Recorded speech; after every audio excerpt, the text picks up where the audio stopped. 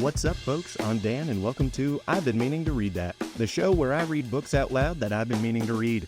Let's go.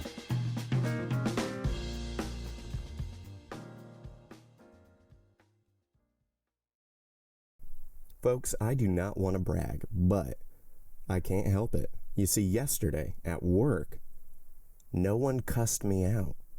No kids told me to shut my ass up or to get away from them. Nobody called me the N-word. Nobody thought I was trying to fight them, and nobody tried to fight each other. It was pretty amazing. In fact, I got called to the principal's office yesterday morning, and at first I was a little worried. The principal said, "There's a parent here who wants to meet with you." And I thought, oh no, what are they going to say I did? And then I showed up, and a kid who had previously cussed me out was standing there with his mom, who said, "Do it." He said to me, "Sir, I'm sorry." She said, "What are you sorry for?" And he said, "I'm sorry for cussing you out." And she said, "Look him in the eye when you say it." And he said, "I'm sorry, sir, for cussing you out." And that schadenfreude, that pure, unadulterated bliss I felt, oh baby. What I felt in that moment, if I could bottle it and mass produce it and sell it to the masses, I'd be the next Walter White, and I'm not afraid to say it. So that made it a good day. Also, my kids learned some things, the standard feel-good teacher happy stuff. Now, some people ask me, why teach if you're in a job where people are cussing you out? And it's true. My lows are sometimes really low, but the highs are indescribable. All right, let's get back to The Count of Monte Cristo. Chapter 94, Maximilian's Avowal. At the same moment, Monsieur de Villefort's voice was heard calling from his study. "What is the matter?" Morel looked at Noirtier, who had recovered his self-command, and with a glance indicated the closet where once before, under somewhat similar circumstances, he had taken refuge. He had only time to get his hat and throw himself breathless into the closet when the procurer's footstep was heard in the passage. Villefort sprang into the room, ran to Valentine, and took her in his arms. "A physician! A physician! Monsieur d'Avrigny!" cried Villefort. "Or rather, I will go for him myself." He flew from the apartment, and Morel, at the same moment, darted out at the other door. He had been struck to the heart by a frightful recollection, the conversation he had heard between the doctor and Villefort the night of Madame de Saint-Méran's death, recurring to him. These symptoms, to a less alarming extent, were the same which had preceded the death of Barrois. At the same time, Monte Cristo's voice seemed to resound in his ear with the words he had heard only 2 hours before. "Whatever you want, Morel, come to me. I have great power." More rapidly than thought, he darted down the Rue Matignon and thence to the Avenue des Champs-Élysées. Meanwhile, Monsieur de Villefort arrived in a hired cabriolet at Monsieur d'Avrigny's door. He rang so violently that the porter was alarmed. Villefort ran upstairs without saying a word. The porter knew him and let him pass, only calling to him, "In his study, Monsieur Procureur, in his study." Villefort pushed, or rather forced, the door open. "Ah," said the doctor. "Is it you?" "Yes," said Villefort, closing the door after him. "It is I, who am come in my turn to ask you if we are quite alone. Doctor, my house is accursed." "What?" said the latter with apparent coolness, but with deep emotion. "Have you another invalid?" "Yes, doctor," cried Villefort, clutching his hair. "Yes." D'Avrigny's look implied, "I told you it would be so." Then he slowly uttered these words: "Who is now dying in your house? What new victim is going to accuse you of weakness before God?" A mournful sob burst from Villefort's heart. He approached the doctor, and seizing his arm, "Valentine," said he, "it is Valentine's turn." "Your daughter?" cried d'Avrigny with grief and surprise. "You see, you were deceived," murmured the magistrate. "Come and see her, and on her bed of agony entreat her pardon for having suspected her." "Each time you have applied to me," said the doctor, "it has been too late. Still, I will go. But let us make haste, sir. With the enemies you have to do with, there is no time to be lost." This time, doctor, you shall not have to reproach me with weakness. This time I will know the assassin, and will pursue him." "Let us try first to save the victim before we think of revenging her," said d'Avrigny. "Come." The same cab which had brought Villefort took them back at full speed, and at this moment Morrel rapped at Monte Cristo's door. The Count was in his study, and was reading with an angry look something which Bertuccio had brought in haste. Hearing the name of Morrel, who had left him only 2 hours before, the Count raised his head, arose, and sprang to meet him. "What's the matter, Maximilian?" asked he. "You are pale, and the perspiration rolls from your forehead." Morrel fell into a chair. "Yes," said he. "I came quickly. I wanted to speak to you." "Are all your family well?" asked the Count, with an affectionate benevolence whose sincerity no one could for a moment doubt. "Thank you, Count, thank you," said the young man, evidently embarrassed how to begin the conversation. "Yes, everything in my family is well." "So much the better. Yet you have something to tell me?" replied the Count with increased anxiety. "Yes," said Morrel. "It's true. I have but now left a house where death has just entered, to run to you." "Are you then come from Monsieur de Morcerf's?" asked Monte Cristo. "No," said Morrel. "Is someone dead in his house?" "The general has just blown his brains out," replied Monte Cristo with great coolness. "Oh, what a dreadful event!" cried Maximilian. "Not for the Countess or for Albert," said Monte Cristo. "A dead father or husband is better than a dishonored one. Blood washes out shame." "Poor Countess," said Maximilian. "I pity her very much. She is so noble a woman." "Pity Albert also, Maximilian, for believe me, he is the worthy son of the Countess. But let us return to yourself. You have hastened to me. Can I have the happiness of being useful to you?" "Yes, I need your help. That is, I thought like a madman that you could lend me your assistance in a case where God alone can succor me." "Tell me what it is," replied Monte Cristo. "Oh," said Morrel, "I know not, indeed, if I may reveal this secret to mortal ears, but fatality impels me, necessity constrains me, Count." Morrel hesitated. "Do you think I love you?" said Monte Cristo, taking the young man's hand affectionately in his. "You encourage me, and something tells me there," placing his hand on his heart, "that I thought to have no secret from you." "You're right, Morrel. God is speaking to your heart, and your heart speaks to you. Tell me what it says." "Count, will you allow me to send Baptistine to inquire after someone you know?"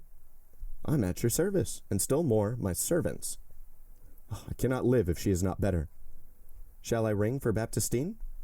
"No, I will go and speak to him myself." Morrel went out, called Baptistine, and whispered a few words to him. The valet ran directly. "Well, have you sent?" asked Monte Cristo, seeing Morrel return. "Yes, and now I shall be more calm."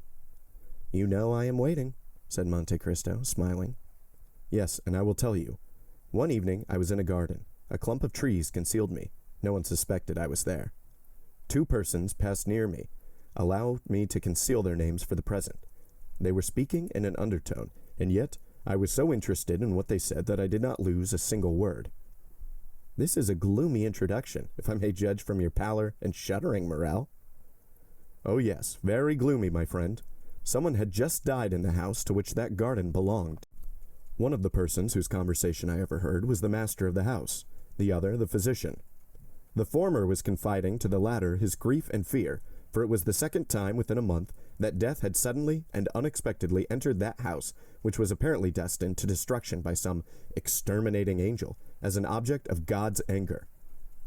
"Indeed," said Monte Cristo, looking earnestly at the young man, and by an imperceptible movement turning his chair, so that he remained in the shade while the light fell full on Maximilian's face. "Yes," continued Morrel, "death had entered that house twice within 1 month." "And what did the doctor answer?" asked Monte Cristo. He replied that the death was not a natural one, and must be attributed to what? To poison." "Indeed," said Monte Cristo, with a slight cough, which in moments of extreme emotion helped him to disguise a blush or his pallor, or the intense interest with which he listened. "Indeed, Maximilian, did you hear that?" "Yes, my dear Count, I heard it. And the doctor added that if another death occurred in a similar way, he must appeal to justice." Monte Cristo listened, or appeared to do so, with the greatest calmness.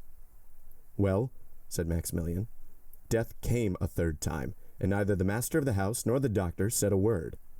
Death is now, perhaps, striking a 4th blow. Count, what am I bound to do, being in possession of this secret?" "My dear friend," said Monte Cristo, You appear to be relating an adventure which we all know by heart. I know the house where you heard it, or one very similar to it. A house with a garden, a master, a physician, and where there have been 3 unexpected and sudden deaths. Well, I have not intercepted your confidence, and yet I know all that as well as you, and I have no conscientious scruples. No, it does not concern me. You say an exterminating angel appears to have devoted that house to God's anger. Well, who says your supposition is not reality? Do not notice things which those whose interest it is to see them pass over. If it is God's justice instead of his anger which is walking through that house, turn away your face and let his justice accomplish its purpose. Morrel shuddered. There was something mournful, solemn, and terrible in the Count's manner. Besides, continued the Count, and so changed a tone that no one would have supposed it was the same person speaking. Besides, who says that it will begin again? It has returned, Count, exclaimed Morrel. That is why I hastened to you. Well, what do you wish me to do? Do you wish me, for instance, to give information to the procureur? Monte Cristo uttered the last words with so much meaning that Morrel, starting up, cried out, You know of whom I speak, Count, do you not? Perfectly well, my good friend, and I will prove it to you by putting the dots to the I, or rather by naming the persons. You were walking one evening in Monsieur de Villefort's garden. From what you relate, I suppose it to have been the evening of Madame de Saint Méran's death. You heard Monsieur de Villefort talking to Monsieur d'Avrigny about the death of Monsieur de Saint Méran, and that no less surprising, of the Countess. Monsieur d'Avrigny said he believed they both proceeded from poison, and you, honest man, have ever since been asking your heart and sounding your conscience to know if you ought to expose or conceal this secret. We are no longer in the Middle Ages. There is no longer a Wemgericht or free tribunals. What do you want to ask these people? Conscience, what hast thou to do with me? As Sterne said. My dear fellow, let them sleep on, if they are asleep. Let them grow pale in their drowsiness, if they are disposed to do so, and pray do you remain in peace, who have no remorse to disturb you. Deep grief was depicted on Morrel's features. He seized Monte Cristo's hand. But it is the beginning again, I say. Well, said the Count, astonished at his perseverance, which he could not understand, and looking still more earnestly at Maximilian, let it begin again. It is like the house of the Atreidae. God has condemned them, and they must submit to their punishment. They will all disappear, like the fabrics children build with cards, and which fall, one by one, under the breath of their builder, even if there are 200 of them. 3 months since, it was Monsieur de Saint Méran. Madame de Saint Méran 2 months since. The other day it was Berrois. Today, the old Noirtier, or young Valentine. You knew it? Cried Morrel in such a paroxysm of terror that Monte Cristo started, he whom the falling heavens would have found unmoved. You knew it and said nothing? And what is it to me? Replied Monte Cristo, shrugging his shoulders. Do I know those people? And must I lose the one to save the other? Faith, no, for between the culprit and the victim, I have no choice. But I, cried Morrel, groaning with sorrow, I love her. You love? Whom? Cried Monte Cristo, starting to his feet, and seizing the 2 hands which Morrel was raising towards heaven. I love most fondly, I love madly, I love as a man who would give his lifeblood to spare her a tear. I love Valentine de Villefort, who is being murdered at this moment. Do you understand me? I love her, and I ask God and you how I can save her. Monte Cristo uttered a cry which those only can conceive who have heard the roar of a wounded lion. Unhappy man, cried he, wringing his hands in his turn. You love Valentine, that daughter of an accursed race? Never had Morrel witnessed such an expression. Never had so terrible an eye flashed before his face. Never had the genius of terror he had so often seen, either on the battlefield or in the murderous nights of Algeria, shaken around him more dreadful fire. He drew back, terrified. As for Monte Cristo, after this ebullition, he closed his eyes as if dazzled by internal light. In a moment he restrained himself so powerfully that the tempestuous heaving of his breast subsided, as turbulent and foaming waves yield to the sun's genial influence when the cloud has passed. This silence, self-control, and struggle lasted about 20 seconds. Then the Count raised his pallid face. See, said he, my dear friend, how God punishes the most thoughtless and unfeeling men for their indifferences, by presenting dreadful scenes to their view. I, who was looking on, an eager and curious spectator, I, who was watching the working of this mournful tragedy, I, who like a wicked angel was laughing at the evil men committed, protected by secrecy. A secret is easily kept by the rich and powerful. I am in my turn bitten by the serpent whose tortuous course I was watching, and bitten to the heart. Morel groaned. Come, come, continued the Count. Complaints are unavailing. Be a man, be strong, be full of hope, for I am here and will watch over you. Morel shook his head sorrowfully. I tell you to hope. Do you understand me? Cried Monte Cristo. Remember that I never uttered a falsehood and am never deceived. It is 12 o'clock, Maximilian. Thank heaven that you came at noon rather than in the evening, or tomorrow morning. Listen, Morel, it is noon. If Valentine is not now dead, she will not die. How so? Cried Morel, when I left her dying. Monte Cristo pressed his hands to his forehead. What was passing in that brain, so loaded with dreadful secrets? What does the angel of light or the angel of darkness say to that mind, at once implacable and generous?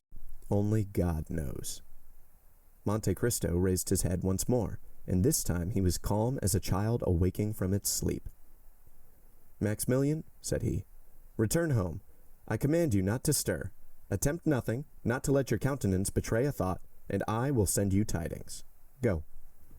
Oh, Count, you overwhelm me with that coolness.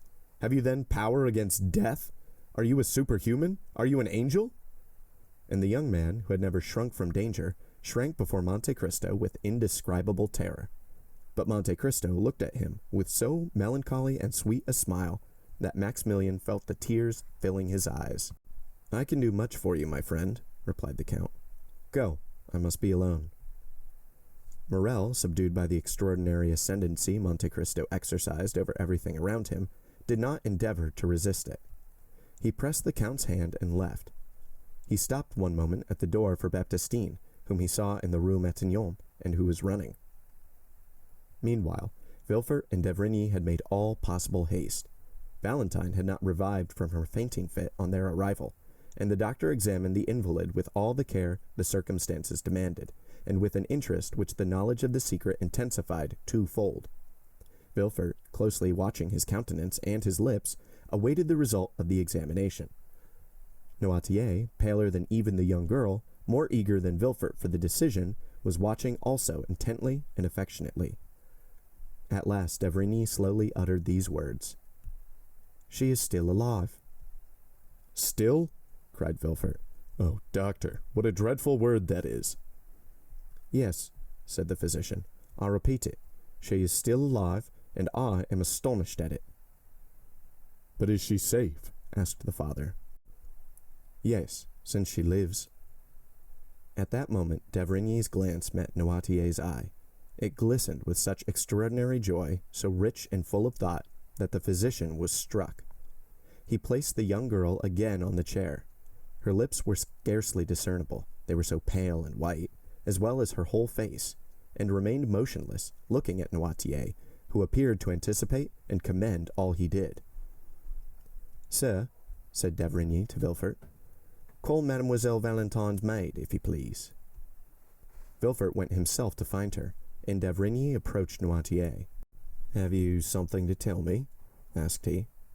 The old man winked his eyes expressively, which we may remember was his only way of expressing his approval. Privately? Yes. Well, I will remain with you.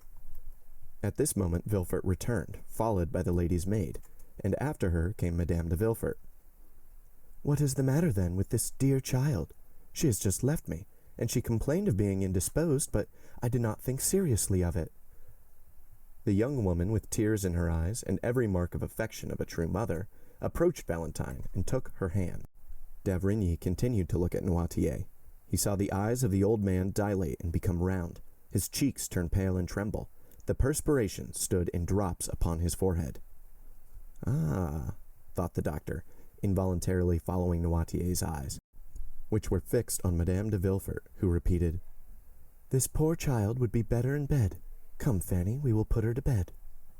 Monsieur d'Avrigny, who saw that would be a means of his remaining alone with Noirtier, expressed his opinion that it was the best thing that could be done, but he forbade that anything should be given to her except what he ordered. They carried Valentine away. She had revived, but could scarcely move or speak, so shaken was her frame by the attack. She had, however, just power to give one parting look to her grandfather, who, in losing her, seemed to be resigning his very soul. D'Avrigny followed the invalid, wrote a prescription, ordered Villefort to take a cab, go in person to a chemist's to get the prescribed medicine, bring it himself, and wait for him in his daughter's room. Then, having renewed his injunction not to give Valentine anything, he went down again to Noirtier, shut the doors carefully, and after convincing himself that no one was listening, "Do you," said he, "know anything of this young lady's illness?" "Yes," said the old man. "We have no time to lose. I will question, and you must answer." Noirtier made a sign that he was ready to answer. "Did you anticipate the accident which has happened to your granddaughter?" "Yes." The doctor reflected a moment, then approached Noirtier. "Pardon what I am going to say," added he, "but no indication should be neglected in this terrible situation. Did you see poor Barrois die?" Noirtier raised his eyes to heaven. "Do you know of what he died?" asked d'Avrigny, placing his hand on Noirtier's shoulder. "Yes," signed the old man. "Do you think he died a natural death?" A sort of smile was discernible on the motionless lips of Noirtier. "Then you have thought Barrois was poisoned?" "Yes." "Do you think the poison he fell a victim to was intended for him?" "No." "Do you think the same hand which unintentionally struck Barrois has now attacked Valentine?" "Yes." "Then will she die too?" asked d'Avrigny, fixing his penetrating gaze on Noirtier. He watched the effect of this question on the old man. "No," replied he with an air of triumph which would have puzzled the most clever diviner. "Then you hope?" said d'Avrigny with surprise. "Yes." "What do you hope?" The old man made him understand with his eyes that he could not answer. "Yes, it's true," murmured d'Avrigny. Then, turning to Noirtier, "Do you hope the assassin will be tried?" "No." "Then you hope the poison will take no effect on Valentine?" "Yes."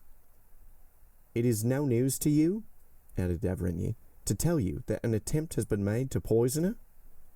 The old man made a sign that he entertained no doubt upon the subject. "Then how do you hope Valentine will escape?" Noirtier kept his eyes steadfastly fixed on the same spot. D'Avrigny followed the direction and saw that they were fixed on a bottle containing the mixture which he took every morning. "Indeed," said d'Avrigny, struck with a sudden thought. "Has it occurred to you?" Noirtier did not let him finish. "Yes," signed he. "To prepare her system to resist poison?" "Yes." "By accustoming her by degrees?" "Yes, yes, yes," said Noirtier, delighted to be understood. "Of course. I had told you that there was brucine in the mixture I give you." "Yes." "And, by accustoming her to that poison, you have endeavored to neutralize the effect of a similar poison?" Noirtier's joy continued. "And you have succeeded?" exclaimed d'Avrigny. "Without that precaution, Valentine would have died before assistance could have been procured. The dose has been excessive, but she has only been shaken by it. And this time, at any rate, Valentine will not die." A superhuman joy expanded the old man's eyes, which were raised towards heaven with an expression of infinite gratitude. At this moment, Villefort returned. "Here, doctor," said he, "is what you sent me for." "Was this prepared in your presence?" "Yes," replied Villefort. "Have you not let it go out of your hands?" "No." D'Avrigny took the bottle, poured some drops of the mixture contained into the hollow of his hand, and swallowed them. "Well," said he, "let us go to Valentine. I will give instructions to everyone, and you, Monsieur Villefort, will yourself see that no one deviates from them." At the moment when d'Avrigny was returned to Valentine's room, accompanied by Villefort, an Italian priest, of serious demeanor and calm and firm tone, hired for his use the house adjoining the hotel of Monsieur de Villefort. No one knew how the three former tenants of that house left it. About 2 hours afterwards, its foundation was reported to be unsafe, but the report did not prevent the new occupant establishing himself there with his modest furniture the same day at 5 o'clock. The lease was drawn up for 3, 6, or 9 years by the new tenant, who, according to the rule of the proprietor, paid 6 months in advance. This new tenant, who, as we have said, was an Italian, was called Il Signor Giacomo Busoni. Workmen were immediately called in, and that same night the passengers at the end of the Faubourg saw with surprise that carpenters and masons were occupied in repairing the lower part of the tottering house. End of Chapter 94. Chapter 95. Father and Daughter. We saw in a preceding chapter how Madame Danglars went formally to announce to Madame de Villefort the approaching marriage of Eugenie Danglars and Monsieur Andrea Cavalcanti. This formal announcement, which implied or appeared to imply the approval of all the persons concerned in this momentous affair, had been preceded by a scene to which our readers must be admitted. We beg them to take one step backwards and to transport themselves, the morning of that day of great catastrophes, into the showy, gilded salon we have before shown them, and which was the pride of its owner, Baron Danglars. In this room, at about 10 o'clock in the morning, the banker himself had been walking to and fro for some minutes thoughtfully and in evident uneasiness, watching both doors and listening to every sound. When his patience was exhausted, he called his valet. "Etienne," said he, "see why Mademoiselle Eugenie has asked me to meet her in the drawing-room, and why she makes me wait so long." Having given this vent to his ill humor, the Baron became more calm. Mademoiselle Danglars had that morning requested an interview with her father, and had fixed on the gilded drawing-room as the spot. The singularity of this step, and above all its formality, had not a little surprised the banker, who had immediately obeyed his daughter by repairing first to the drawing-room. Etienne soon returned from his errand. "Mademoiselle's lady's maid says, sir, that Mademoiselle is finishing her toilette and will be here shortly." Danglars nodded, to signify that he was satisfied. To the world and to his servants, Danglars assumed the character of the good-natured man and the indulgent father. This was one of his parts in the popular comedy he was performing, a make-up he had adopted and which suited him about as well as the masks worn on the classic stage by paternal actors, who, seen from one side, were the image of geniality, and from the other showed lips drawn down in chronic ill-temper. Let us hasten to say that in private, the genial side descended to the level of the other, so that generally the indulgent man disappeared to give place to the brutal husband and domineering father. "Why the devil does that foolish girl, who pretends to wish to speak to me, not come into my study? And why on earth does she want to speak to me at all?" He was turning this thought over in his brain for the 20th time, when the door opened and Eugenie appeared, attired in a figured black satin dress, her hair dressed and gloves on, as if she were going to the Italian opera. "Well, Eugenie, what is it you want with me? And why in this solemn drawing-room when the study is so comfortable?"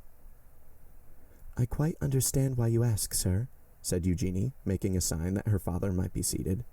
"And in fact, your two questions suggest fully the theme of our conversation. I will answer them both, and, contrary to the usual method, the last first, because it is the least difficult. I have chosen the drawing-room, sir, as our place of meeting, in order to avoid the disagreeable impressions and influences of a banker's study. Those gilded cash-books, drawers locked like gates of fortresses, heaps of bank bills, come from I know not where, and the quantities of letters from England, Holland, Spain, India, China, and Peru have generally a strange influence on a father's mind, and make him forget that there is in the world an interest greater and more sacred than the good opinion of his correspondents. I have, therefore, chosen this drawing-room, where you see, smiling and happy in their magnificent frames, your portrait, mine, my mother's, and all sorts of rural landscapes and touching pastorals. I rely much on external impressions. Perhaps, with regard to you, they are immaterial, but I should be no artist if I had not some fancies." "Very well," replied Monsieur Danglars, who had listened to all this preamble with imperturbable coolness, but without understanding a word, since, like every man burdened with thoughts of the past, he was occupied with seeking the thread of his own ideas in those of the speaker. "There is, then, the second point cleared up, or nearly so," said Eugenie, without the least confusion, and with that masculine pointedness which distinguished her gesture and her language. "And you appear satisfied with the explanation. Now, let us return to the first. You ask me why I have requested this interview. I will tell you in 2 words, sir. I will not marry Count Andrea Cavalcanti. Danglars leaped from his chair and raised his eyes and arms towards heaven. Yes, indeed, sir, continued Eugenie, still quite calm. You are astonished, I see, for since this little affair began, I have not manifested the slightest opposition, and yet I am always sure, when the opportunity arrives, to oppose a determined and absolute will to people who have not consulted me, and things which displease me. However, this time my tranquillity, or passiveness, as philosophers say, proceeded from another source. It proceeded from a wish, like a submissive and devoted daughter, a slight smile was observable on the purple lips of the young girl, to practice obedience. Well? Asked Danglars. Well, sir, replied Eugenie, I have tried to the very last, and now that the moment has come, I feel, in spite of all my efforts, that it is impossible. But, said Danglars, whose weak mind was at first quite overwhelmed with the weight of this pitiless logic, marking evident premeditation and force of will. What is your reason for this refusal, Eugenie? What reason do you assign? My reason? Replied the young girl. Well, it is not that the man is more ugly, more foolish, or more disagreeable than any other. No, Monsieur Andrea Cavalcanti may appear to those who look at men's faces and figures as a very good specimen of his kind. It is not either that my heart is less touched by him than any other. That would be a schoolgirl's reason, which I consider quite beneath me. I actually love no one, sir. You know it, do you not? I do not then see why, without real necessity, I should encumber my life with a perpetual companion. Has not some sage said, nothing too much? In another, I carry all my effects with me? I have been taught these 2 aphorisms in Latin and in Greek. One is, I believe, from Phaedrus, and the other from Bias. Well, my dear father, in the shipwreck of life, for life is an eternal shipwreck of our hopes, I cast into the sea my useless encumbrance, that is all, and I remain with my own will, disposed to live perfectly alone, and consequently perfectly free. Unhappy girl, murmured Danglars, turning pale, for he knew from long experience the solidity of the obstacle he had so suddenly encountered. Unhappy girl, replied Eugenie. Unhappy girl, do you say, sir? No, indeed. The exclamation appears quite theatrical and affected. Happy, on the contrary, for what am I in want of?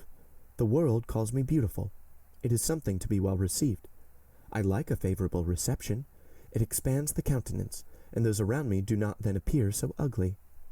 I possess a share of wit, and a certain relative sensibility, which enables me to draw from life in general, for the sport of mine, all I meet with that is good, like the monkey who cracks the nut to get at its contents.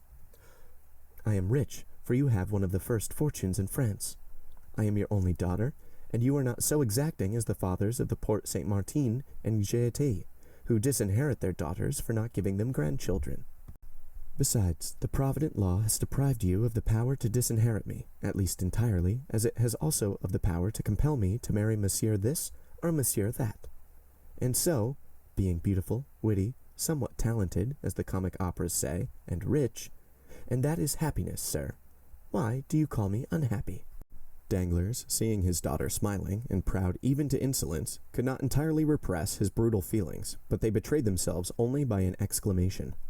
Under the fixed and inquiring gaze leveled at him from under those beautiful black eyebrows, he prudently turned away, and calmed himself immediately, daunted by the power of a resolute mind. Truly, my daughter, replied he with a smile, you are all you boast of being, excepting one thing. I will not too hastily tell you which, but would rather leave you to guess it. Eugenie looked at Danglars, much surprised that one flower of her crown of pride, with which she had so superbly decked herself, should be disputed.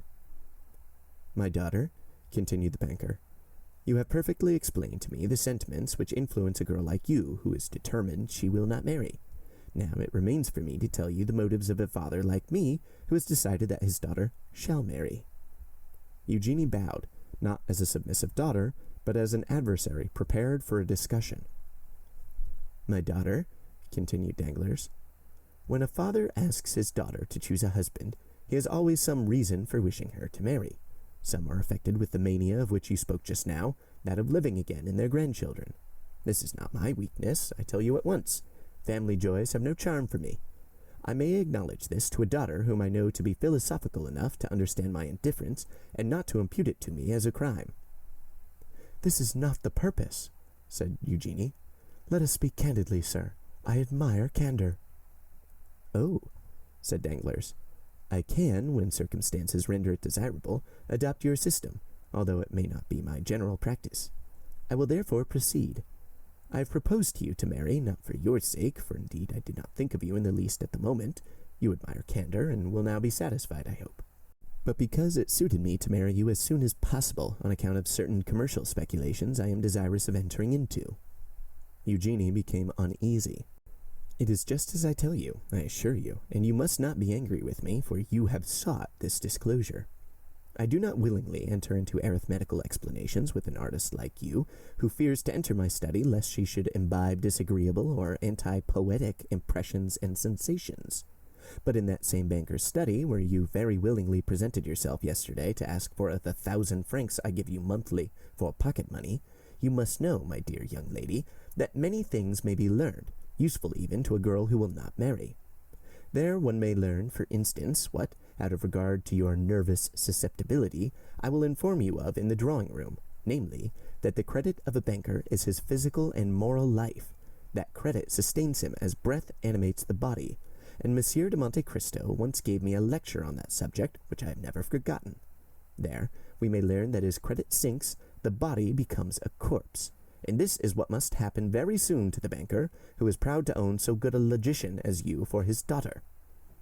But Eugenie, instead of stooping, drew herself up under the blow. "Ruined?" said she. "Exactly, my daughter, that is precisely what I mean." And Danglars, almost digging his nails into his chest, while he preserved on his harsh features the smile of the heartless, though clever man, "Ruined, yes, that is it." "Ah," said Eugenie. "Yes, ruined. Now it is revealed, this secret so full of horror, as the tragic poet says. Now, my daughter, learn from my lips how you may alleviate this misfortune, so far as it will affect you." "Oh," cried Eugenie, "you are a bad physiognomist, if you imagine I deplore on my own account the catastrophe of which you warn me. I ruined? And what will that signify to me? Have I not my talent left? Can I not, like Pasta, Malibran, Grisi, acquire for myself what you would never have given me, whatever might have been your fortune, 100 or 150,000 livres per annum, for which I shall be indebted to no one but myself, and which, instead of being given, as you gave me those poor 12,000 francs, with sour looks and reproaches for my prodigality, will be accompanied with acclamations, with bravos, and with flowers? And if I do not possess that talent, which your smile proves to me you doubt, should I not still have that ardent love of independence, which will be a substitute for wealth, and which in my mind supersedes even the instinct of self-preservation? No, I grieve not on my own account. I shall always find a resource.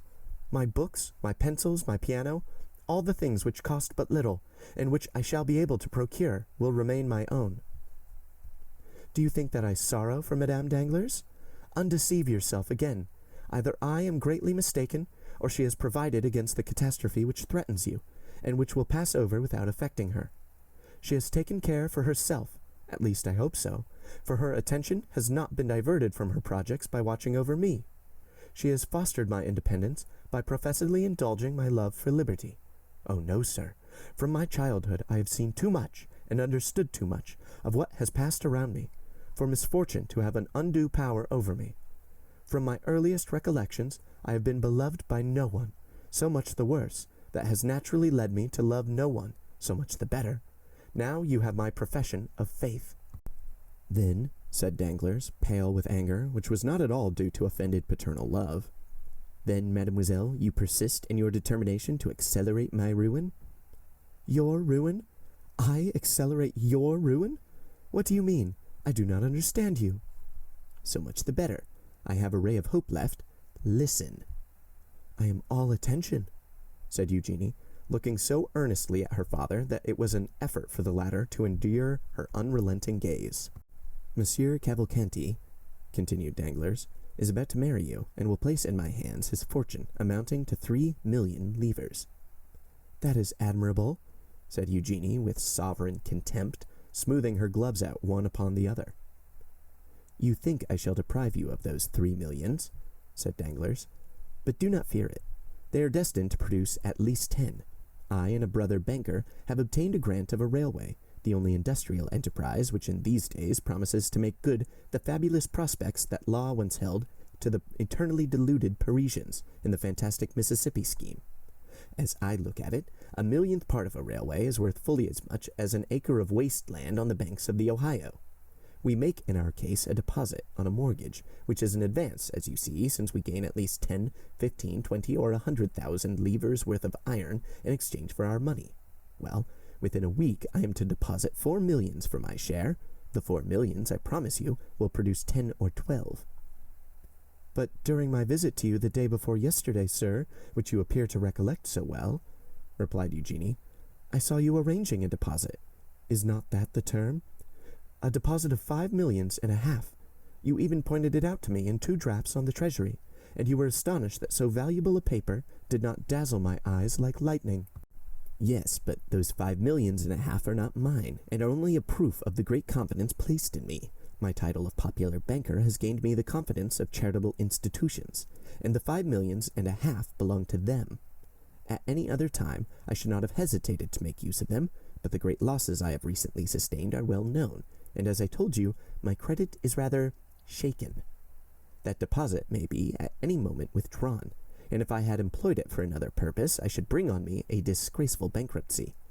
I do not despise bankruptcies, believe me, but they must be those which enrich, not those which ruin. Now, if you marry Monsieur Cavalcanti and I get the 3 millions, or even if it is thought I am going to get them, my credit will be restored, and my fortune, which for the last month or 2 has been swallowed up in gulfs which have been opened in my path by an inconceivable fatality, will revive. Do you understand me?" "Perfectly. You pledge me for 3 millions, do you not?" "The greater the amount, the more flattering it is to you. It gives you an idea of your value." "Thank you. One word more, sir. Do you promise me to make what use you can of the report of the fortune Monsieur Cavalcanti will bring without touching the money? This is no act of selfishness, but of delicacy. I am willing to help rebuild your fortune, but I will not be an accomplice in the ruin of others." "But since I tell you," cried Danglars, "that with these 3,000,000, do you expect to recover your position, sir, without touching those 3,000,000? I hope so, if the marriage should take place and confirm my credit." "Shall you be able to pay Monsieur Cavalcanti the 500,000 francs you promised for my dowry?" "He shall receive them on returning from the mayor's." "Very well." "What next? What more do you want?" "I wish to know if, in demanding my signature, you leave me entirely free in my person?" "Absolutely." "Then, as I said before, sir, very well. I am ready to marry Monsieur Cavalcanti." "But what are you up to?" "Oh, that is my affair. What advantage should I have over you, if knowing your secret I were to tell you mine?" Danglars bit his lips. "Then," said he, "you are ready to pay the official visits which are absolutely indispensable?" "Yes," replied Eugenie. "And to sign the contract in 3 days?" "Yes." "Then in my turn I also say, very well." Danglars pressed his daughter's hand in his, but, extraordinary to relate, the father did not say, "Thank you, my child," nor did the daughter smile at her father. "Is the conference ended?" asked Eugenie, rising. Danglars motioned that he had nothing more to say. 5 minutes afterwards the piano resounded to the touch of Mademoiselle d'Armilly's fingers, and Mademoiselle Danglars was singing Brabantio's Malediction on Desdemona. At the end of the piece Etienne entered, and announced to Eugenie that the horses were to the carriage, and that the Baroness was waiting for her to pay her visits. We have seen them at Villefort's. They proceeded then on their course. End of chapter 95, and end of volume 4. And cut. That's a wrap, folks. Thanks for listening to today's episode of I've Been Meaning to Read That, with me, your host, Dan. If you want to learn more about the show, you can follow us on Instagram at Meaning to Read and TikTok at I've Been Meaning. If you want to support the show to help keep it going, you can find me on Venmo at Dingus Donut, DINGUSDONUT. Supporters get a shout out on the show, and even more important, get to vote on the next book that we read. No matter what, I'll see you for our next episode. Until then, read those books you've been meaning to read, and have a lovely, lovely day.